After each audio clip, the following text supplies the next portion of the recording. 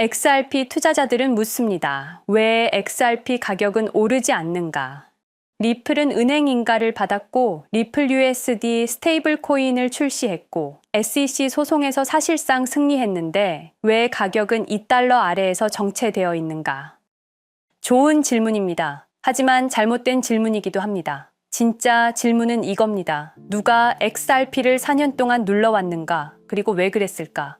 오늘 저는 여러분께 3가지 증거를 제시하겠습니다. 증거 1번, SEC 소송의 타이밍. 2020년 12월 22일 아시는 것처럼 크리스마스 직전에 SEC가 리플을 고소합니다.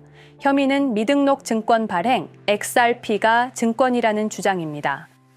타이밍을 보십시오. 소송 제기 2주 전부터 XRP 가격은 0.6달러에서 0.9달러로 50% 이상 급등 중이었습니다.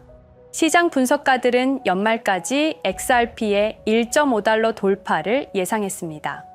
소송이 발표된 다음 날 XRP는 0.9달러에서 0.3달러로 폭락합니다. 단 하루 만에 거의 70%가 하락한 겁니다. 시가총액은 300억 달러가 증발했습니다. 더 의심스러운 건 이겁니다. SEC 위원 5명 중 4명이 이 소송에 찬성했는데 그중 2명은 소송 제기 3개월 후 SEC를 떠나 월스트리트의 로펌으로 들어갑니다. 그 로펌의 주요 고객은 충격적이게도 JP 모건과 골드만삭스입니다. 증거 2번, 페이팔 마피아의 그림자. 피터 틸, 1998년 페이팔을 공동 창업한 인물입니다. 2002년 페이팔을 이베이의 15억 달러에 매각하게 되죠. 현재 팔란티어 테크놀로지의 CEO이자 파운더스 펀드를 운영 중입니다. 흥미로운 점은 팔란티어의 주요 고객입니다. FBI, CIA, NSA, 국방부, 미국 정부의 데이터 분석 시스템 대부분이 팔란티어를 통합니다. 크리스 라슨, 1996년 이론 창업, 2005년 프로스퍼 창업, 그리고 2012년에는 리플의 공동 창업자로 이름을 올립니다. 한때 포브스 선정 미국 5위 부자에도 오릅니다. 그의 XRP 보유량은 무려 52억 개. 2013년 2월 샌프란시스코 로즈우드 호텔에서 피터 틸과 크리스 라슨이 만납니다. 그리고 그 자리에는 안드레센 호로이츠의 파트너 3명도 동석하게 됩니다. 6개월 후 안드레센 호로이츠가 리플에 투자를 하게 됩니다. 정확한 금액은 비공개지만 업계 추정치는 2,500만 달러. 같은 시기 피터 틸의 파운더스 펀드의 포트폴리오에서도 흥미로운 패턴이 보입니다. 스페이스X, 에어비앤비, 스트라이프, 그리고 블록체인 결제 관련 스타트업 3곳. 그중 하나가 리플과 기술 협력 중이었습니다. 그리고 리드 호프만, 링크드인 창업자이자 페이팔 초기 멤버. 그는 2016년 블룸버그 인터뷰에서 이렇게 말합니다. 국제 송금 시장에서 블록체인이 가장 빨리 적용될 분야는 은행 간 정산이다. 그리고 가장 유력한 솔루션은 XRP다. 증거 3번, 페이팔 마피아의 패턴. 이들을 이해하려면 그들의 역사를 봐야 합니다. 1998년 피터 틸과 레브친이 컨피니티라는 회사를 창업합니다. 그 다음 해인 1999년 일론 머스크의 엑스닷컴과 합병해 페이팔을 탄생시키죠.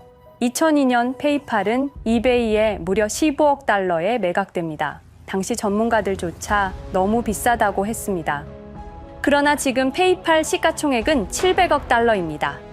2004년 피터 틸이 페이스북에 50만 달러를 투자합니다.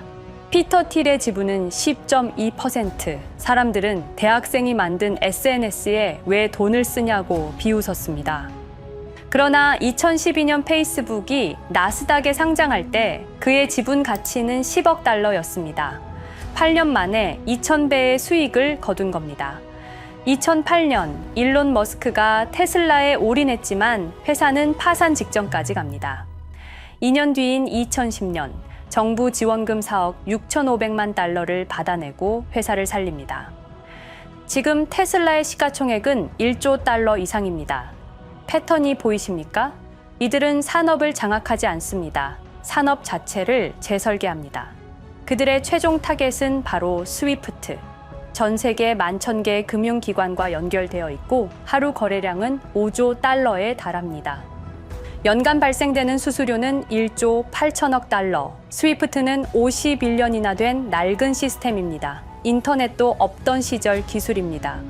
하지만 XRP는 3초 만에 0.0001% 수수료로 스위프트와 같은 일을 해낼 수 있습니다. 그런데 여기서 반전이 시작됩니다.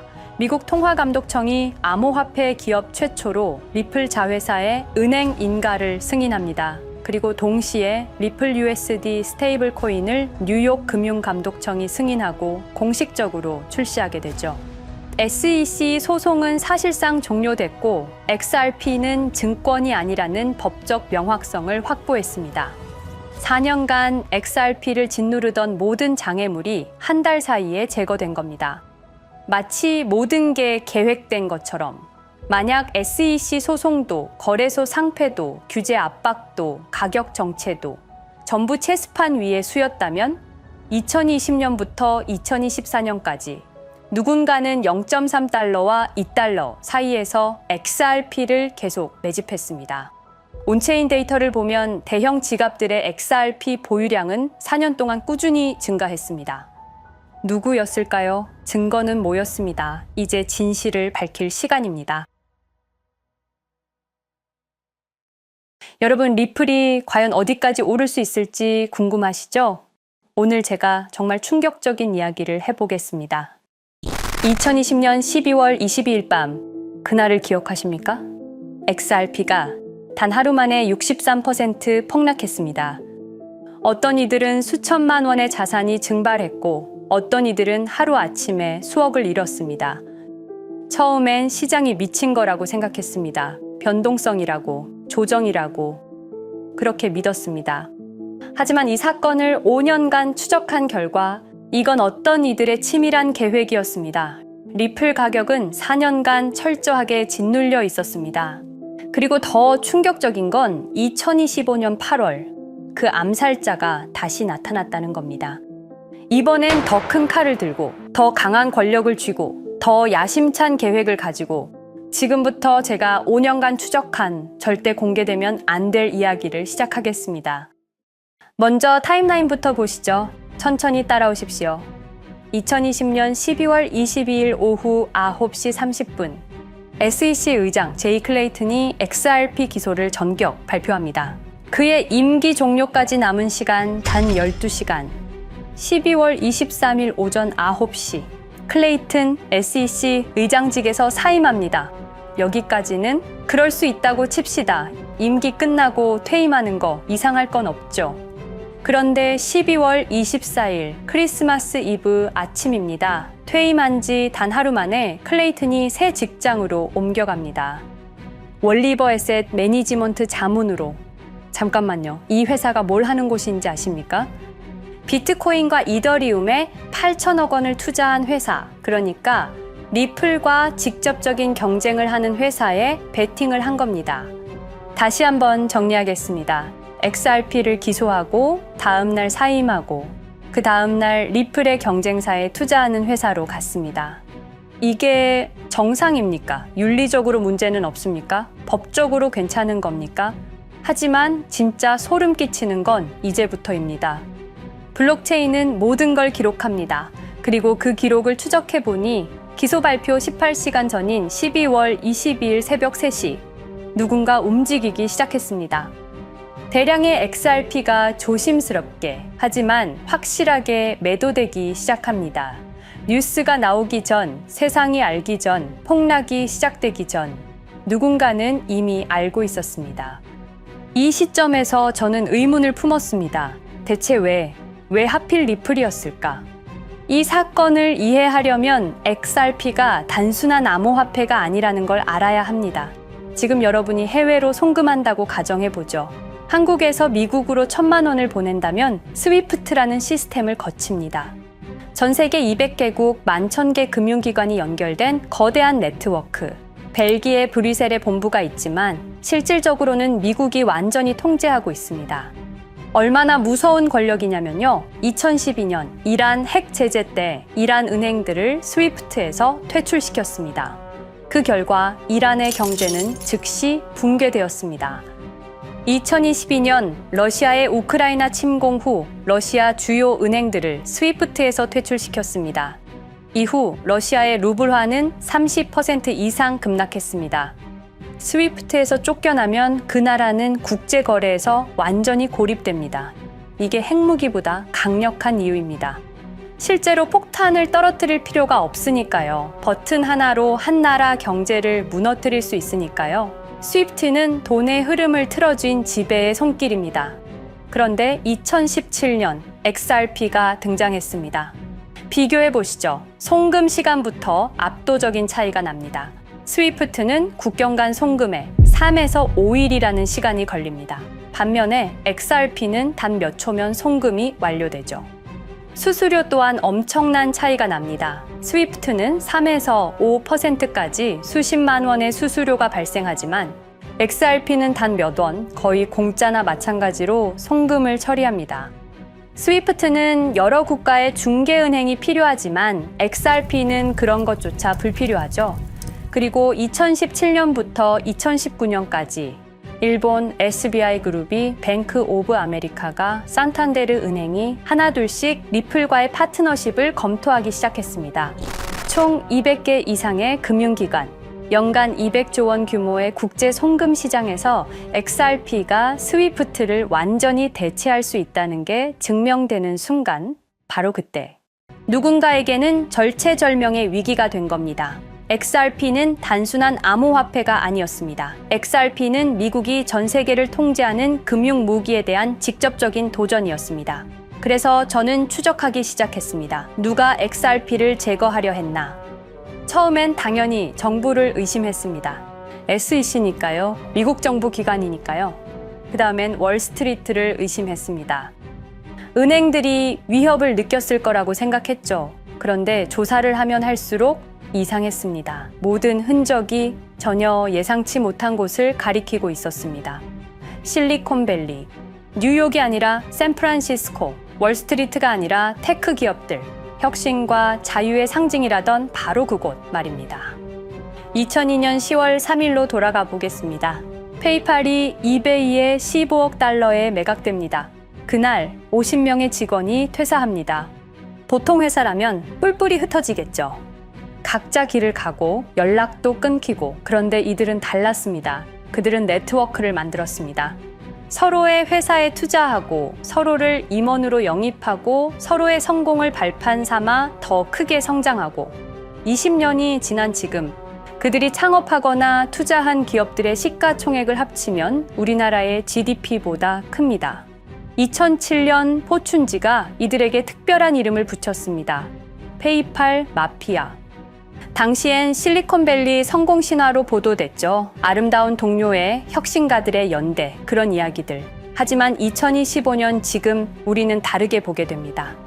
핵심 인물들을 하나씩 보시죠. 피터 틸, 1998년 페이팔 공동 창업, 2002년 억만장자 등극, 2003년 그는 새로운 게임을 시작합니다.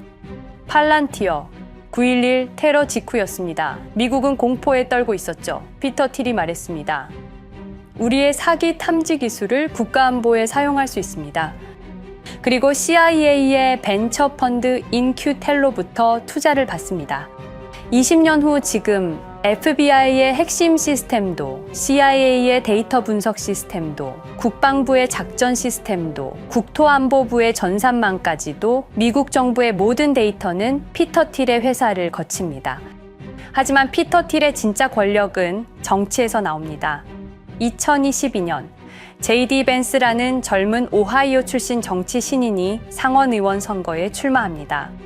우리에게는 러스트벨트의 가난한 백인 집안 출신으로 알려져 있고 힐빌리의 노래의 저자로 유명세를 타기 시작했습니다. 피터 틸이 움직입니다. 1,500만 달러, 우리 돈으로 약 200억 원을 이 젊은이에게 쏟아붓습니다. 벤스 당선. 2024년 7월 플로리다 마러라고 피터 틸이 트럼프를 찾아갑니다. 대화의 내용은 단 하나. 제가 추천하고 싶은 부통령 후보가 있습니다. 2025년 1월 20일 JD 벤스 미국 48대 부통령 취임. 페이팔 마피아가 백악관에 발을 들여놓은 역사적 순간입니다. 그리고 벤스뿐만이 아니었습니다. 일론 머스크, 여러분이 잘 아시는 그 일론 머스크 말입니다. 테슬라, 스페이스X의 CEO, 2024년 대선에 4,300억 원을 기부합니다. 트럼프 최대 후원자, 그리고 트럼프 2기 행정부에서 정부 효율부 DOJ 수장으로 임명됩니다.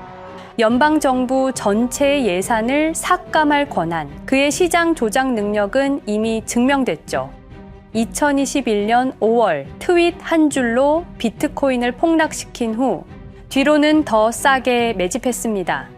데이비드 sak스, 백악관 AI 암호화폐 차르, 모든 AI 정책과 암호화폐 정책의 최종 결정권자 페이팔의 전 COO, 미국의 암호화폐 정책 최종 결정권을 페이팔 마피아가 쥔 겁니다. 그리고 한 명 더, 여러분이 잘 모르는 이름이지만 아주 중요한 인물입니다.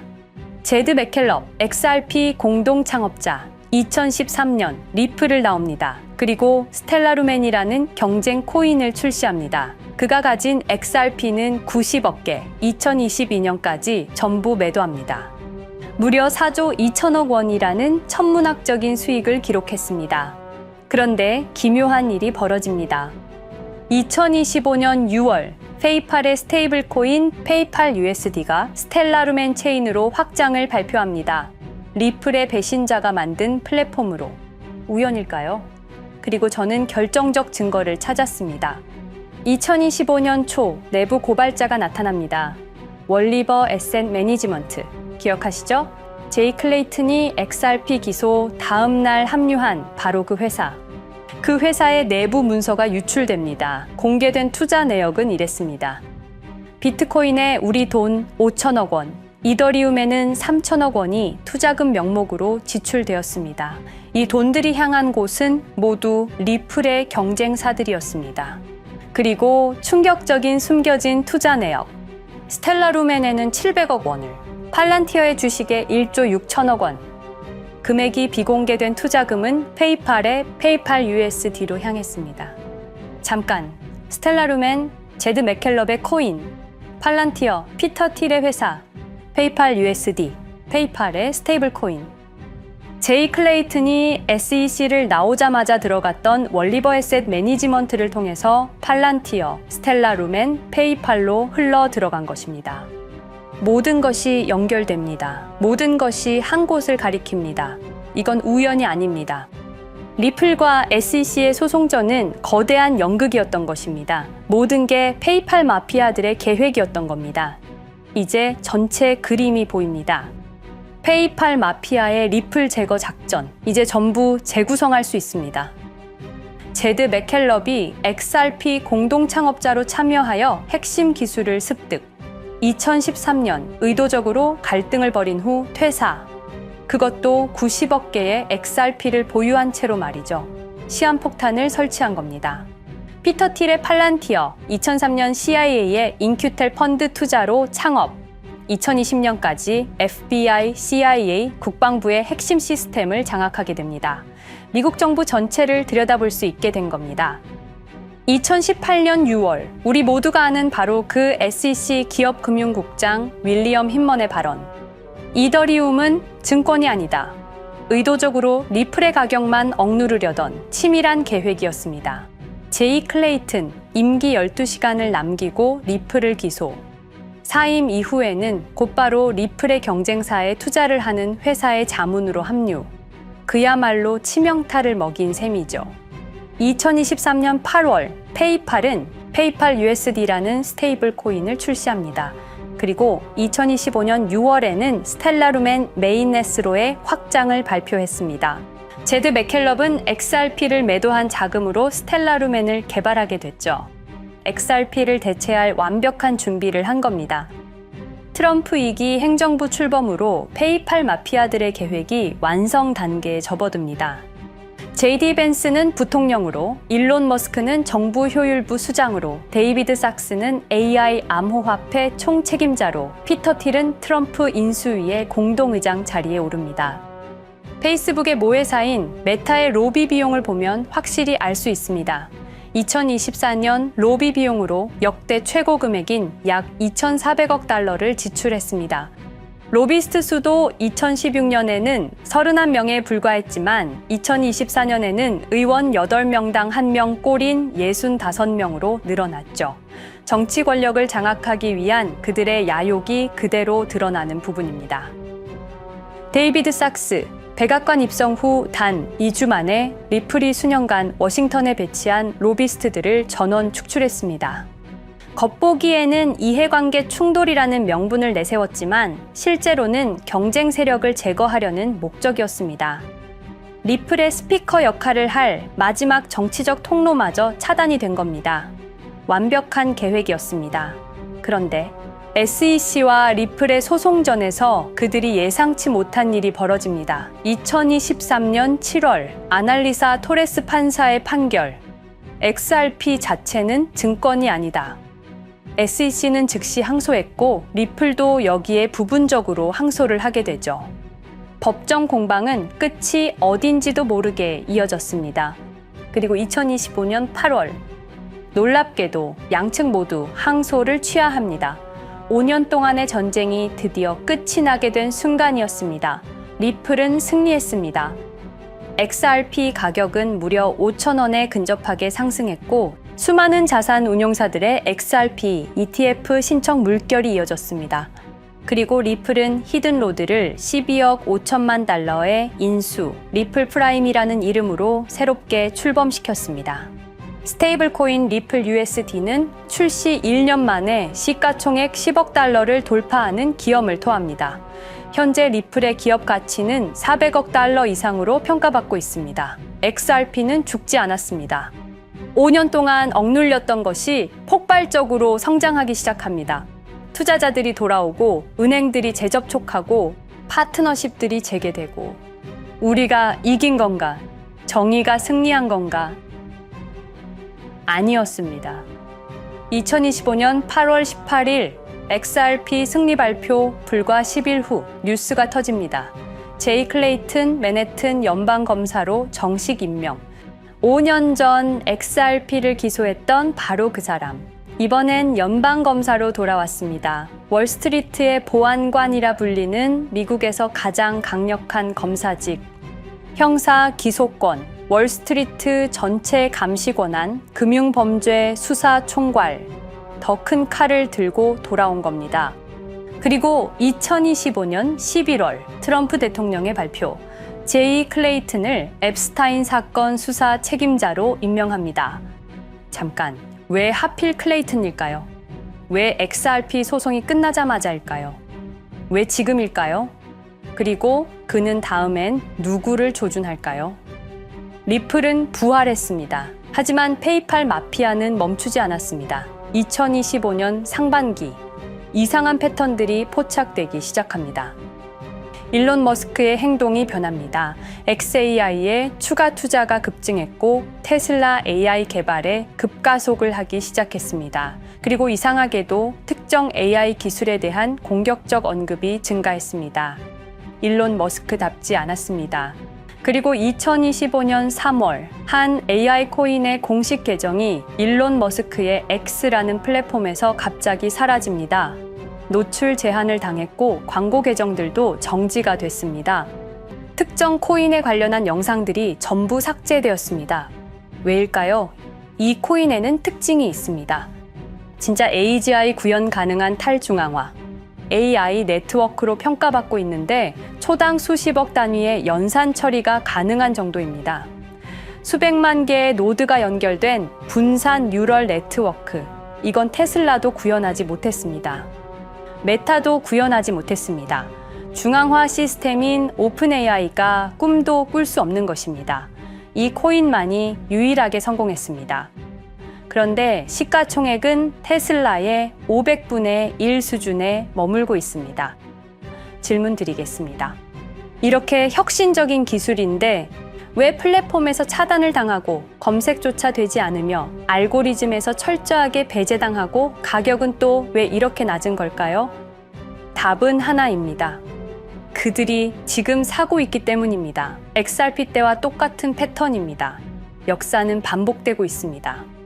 그리고 지금도 머스크와 페이팔 마피아의 자금이 이 코인으로 조용히 흘러 들어가고 있습니다. 가격이 낮은 건 무가치해서가 아닙니다. 리플이 그랬던 것처럼 그들이 움직이고 있기 때문입니다. 저는 이 AI 코인의 정체를 여기 유튜브에서 공개하려 했습니다. 하지만 치명적인 문제가 있습니다. 유튜브 2005년 페이팔에서 나온 3명의 남자가 만들었습니다. 체드 헐리, 스티브 첸, 자베드 카림. 여러분이 지금 보고 계시는 이 유튜브라는 플랫폼조차도 모두 페이팔 마피아 출신의 감시망 안에 있습니다. 그리고 X는 일론 머스크가 소유하고 있습니다.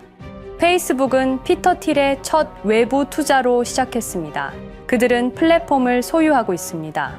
백악관도, SEC도, FBI, CIA 계약도, 주요 SNS 플랫폼도 모두 그들 손안에 있습니다. 이전에 제가 이 코인을 공개한 영상이 있었습니다. 그러나 그 영상은 바로 삭제됐고 채널도 정지됐습니다. 가이드라인 위반은 전혀 없었습니다. 그냥 사라졌습니다. 불편한 진실이 다뤄질 때마다 이런 일이 반복됐습니다.